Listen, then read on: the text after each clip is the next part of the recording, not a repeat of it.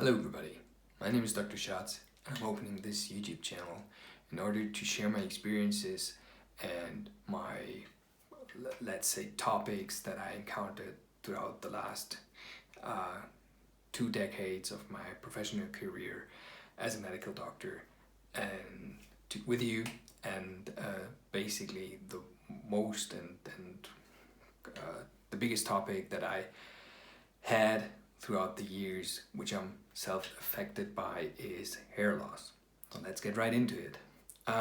First of all, hair loss is probably the wrong term to name it, because actually it is a failure or a malfunction to build a new and healthy hair. We lose physiologically a certain amount of hair every day, and that's nothing uncommon. But especially in male subjects, our ability to build a new hair after you lost this one is diminished in a certain percentage of our population. Usually this is genetically caused, and then in the second consequence hormonally, because what you encounter is basically a malfunction to diminish or to decrease the concentration of the testosterone that is concentrated in the scalp skin area. There have been, multiple videos of hair transplantation or certain therapeutic substances that you can take, and I will not list them here. As I said before, I'm here to share my therapeutic regimen that I had to build and experience over the last 20 years with you. So, a lot of you will find things like the Norwood scale, which is basically sort of a categorization rather than a tool that will help you for hair loss, male hair loss. However, since I was affected and I'm still affected, I figured out throughout the last 2 decades a certain therapeutic regimen that you can gear always in the dependency of the amount of your hair loss. The first and most important thing that I would like to tell you, and you'll come across, is as soon as you realize you are affected by it, visit the doctor and be aware that it is the certain and the regular form of hair loss, because there are other forms which is a very small minority that is affected by it. For example, in chronic diseases like the systemic lupus erythematodes, these people can encounter hair loss, yes. The principal goal is to go for an early intervention, which means the sooner you intervene, the higher is your chance that you can keep your hair growth and your hair substance as you have it when you first encounter it. And this is the first and most important message I can hopefully get across. For me personally, when it started for me, I was 19 years old. And back then I was drafted in the German military, and I realized, there is much more going on than just the regular hair loss.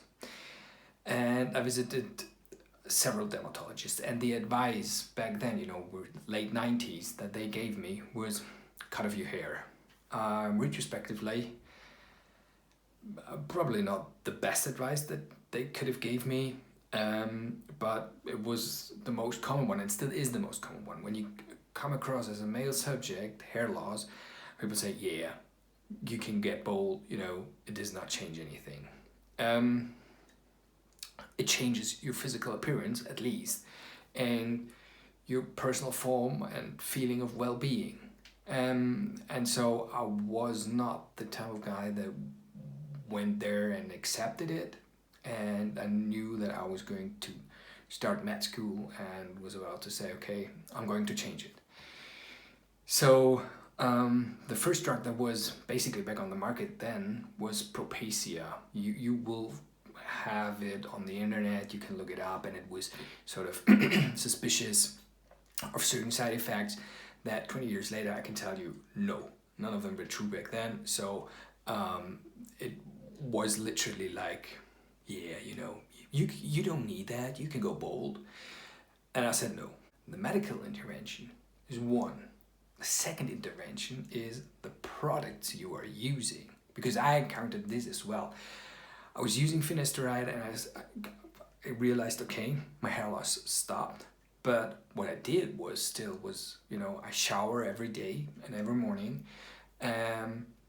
So I have my like early morning routine, and I was still losing hair. I had the situation that basically my hair was getting thin, which is pretty common in subjects that encounter hair loss. But it is something that makes it very difficult for you to cover everything up. And the hair products I was getting back then were basically the most common one, you know, the shampoos and the body washes, and I was unfortunately using the hair gel or hair wax. It was dependent on what I could get my hands on, which basically is an absolute no-go, okay? Hair wax and hair gel are damaging the skin of your scalp and your hairs immensely, okay? There are different sort of products you can use and that have by far and even a better effect, which I'll come across later, but these two types are basically the worst. And the second thing was the shampoo. You know, I was using like probably $2 to $3 shampoos. Although I had a very sensitive skin, which I still have, because I'm not only was encountering hair loss, I was encountering also neurodermitis and different forms of keratitis on my scalp skin. So I had no clue and no idea what to do. I went to the dermatologist and they prescribed me certain form of shampoos which had no effect. Basically, I could have used anything else, but that was bad, literally bad. And let me tell you now here in advance, the first thing I'll recommend, and I'll put the link down below, is use an oil-based pomade as a hair product and use a shampoo from a pomade shop. If you get these shampoos from a different source, it's totally okay. The purpose of this video is to make products that are healthy for you sort of accessible and visible. If you have other sources or other products that work for you the same, it's totally okay. The advantage of the pomade shop is that they are publishing the EU data sheet, which gives you an insight of the substances that are used inside these products. Because I literally saw back then that I tolerated some products better than other, but I had no idea where to pin the tag on and say, okay, this is a no-go. And this is something, or this is the basic reason and the most important reason why I recommend the pomade shop, is sort of you figuring out what you tolerate and what you not tolerate. And these are basically the two columns that you first build around your, let's say, therapeutic regimen, your early morning procedure or your daily procedure. So from the medical therapeutic regimen, there are two substances that are available, which is, the first one is the finasteride, which I'm still using today. I'm using it now for 22 years. And the second one is the minoxidil, which is a topical solution that you put on your scalp skin every day and you basically massage it in.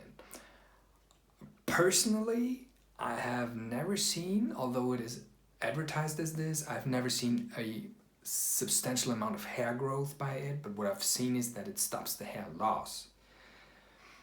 So I usually recommended it and recommended to use it within the first 6 weeks when you start your treatment. And the third thing is basically a proper nutrition, which is protein rich and mineral supplemental rich, which I will explain in a later video.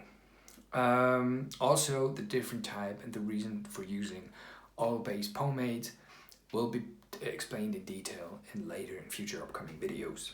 The next thing that you will come across and you will say, okay, why shouldn't I use hair gel or hair wax? Because something that you encounter naturally when you have hair loss is your hair becomes thin. And the thing is, you want to keep everything, you know, tight and together, because you feel ashamed of because of the starting getting bald, and you don't want to get into the weather, because either the wind or the rain or the heat can basically put everything away and destroy everything, and will expose you of having hair loss. I figured out that the ingredients of hair gel and hair wax dry out your scalp skin to a very, very heavy amount, and that there is no compensation you will get. You will say, okay, but they are dermatology tested. Well, yes, but of course not in people who encounter hair loss, because the industry thinks you don't need any hair products. And here comes the next part. This is also the narrative and the myth you encounter when you ask, for example, the general population. They say, okay, you're using a hair product, that's why you lose your hair. You're showering every day, so you lose your hair. These are myths, and these are basically the myths you encounter when you ask your surrounding. The opposite is the case. Those who use proper hair products do not encounter substantial hair loss, and do encounter it to a much lesser extent. So the next thing is the myths that the industry puts upon you, like get a shampoo with caffeine and the hair loss will stop.